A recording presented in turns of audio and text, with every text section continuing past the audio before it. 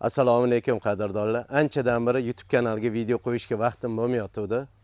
Sababi qadrdonlar, 4 yildan beri doim o'zimni bir sotuvli uyimdagi issiqxonadan videolar qilardim. Hosillarimni ko'rsatardim, natijamni ko'rsatardim.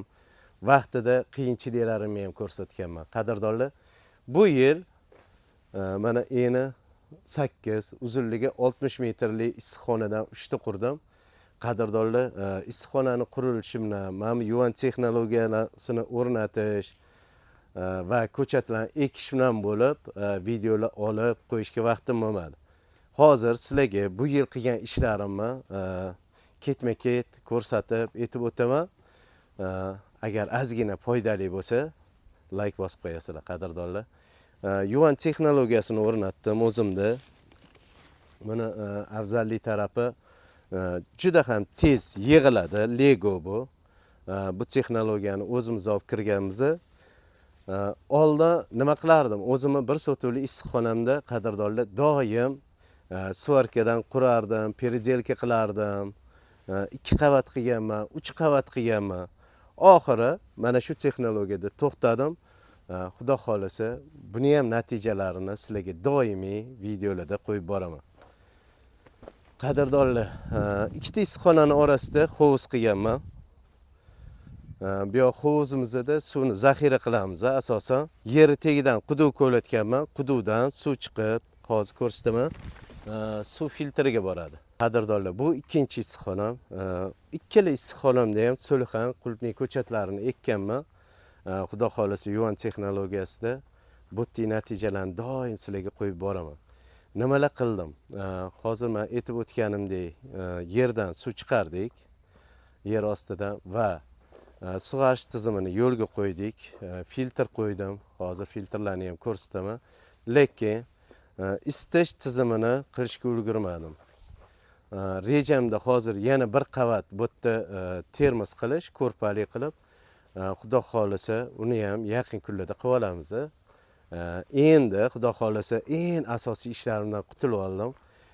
Doimiy mana shu o'zimni bo'tdagi issiqxonam va doim video qo'yib kelgan uyimdagi issiqxonamdan ham videolar qo'yib boraman. Qadrdonlar, 2 tonnali yo'nkis qo'yganman. Bittasi birinchi suv to'ladi, filtrga o'tib, filtrdan tozalanib, ikkinchi yo'nkisimizga tushadi va asosiy oziqani beradigan kubovkamiz mana shu yerda. Qadrdonlar, oziqalarni tayyorlab beraveramiz, ko'chatlarimizni rivojlanishini, doimiy beriladigan o'g'itlarimizni nasib qilsa bu yil videoga qo'yib boraman. Agar sizlarga aynan gidroponika sohasida qilayotgan ishlar qiziq bo'lsa, kommentariyada qiziq deb yozinglar. Men qo'ldan kelganicha savolinglarga javob berishga harakat qilaman. Aynan nima qiziqligini yozinglar. Keyin ko'pchilik so'raydigan savol. Bahodir aka, nech pul daromad qilasiz? Bilasizmi? Men o'zimni faoliyatimni boshlaganimdan beri bironta videoyimda oyiga mana daromad degan video qilmaganman. Dehqonchilikda agar hamma qilinadigan ishni to'g'ri qilib borsanglar, doim plyusdasizlar. Kimdir 10 so'm topadi, kimdir 15 so'm topadi. Bir xil ish qilib, bir xil ko'chat ekib. Eng kerakligi ishni ekilish vaqti, beriladigan o'g'itlar hammasi to'g'ri bo'lsa, natija yaxshi bo'ladi. Xudo xolasa, yana kattalashyapmiz sekin-sekin. Hozirgi paytda salkam 1 gektarga yaqin bo'ldi yerim. Qilayotgan ishlarimni hammasini videoga olib qo'yib boraman sizlar uchun. Qadrdonlar, bu joyim 30 sotuv. Bu yerda asosan yozgiga birinchi yil yerga qulupnay ekkan edim. Xudo xolasa 2026-yildan mana shu 30 sotuvni ham issiqxona qilmagan holatda gidroponika qilamiz. Inshaalloh kuzatib borasizlar qadrdonlar. Sog' bo'linglar, salomat bo'linglar. Qisqacha o'zimni qilgan ishlarim to'g'risida ma'lumot berdim.